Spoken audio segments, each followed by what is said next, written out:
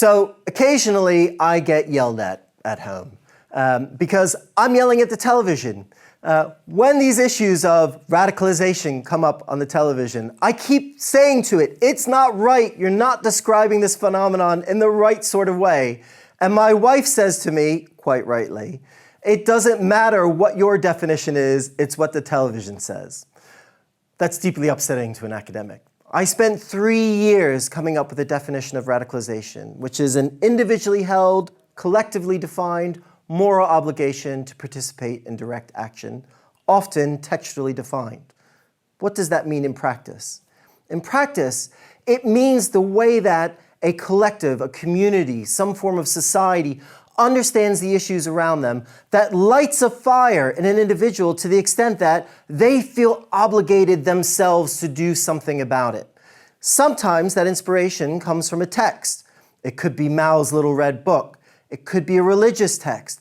It could be a political manifesto.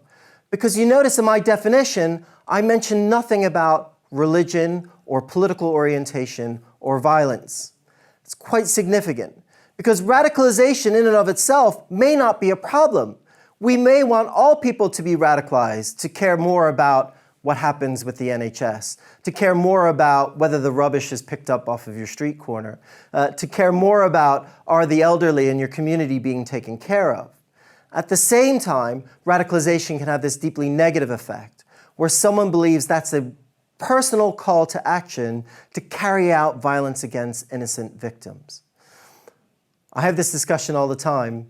One of the major issues that we face in terms of radicalization is informing the media and the political discourse so that they too can differentiate, on the one hand, radicalization, which is about trying to make the world a positive, better place, and radicalization, which leads to innocent victims being killed. We need to do what we can to stop the second.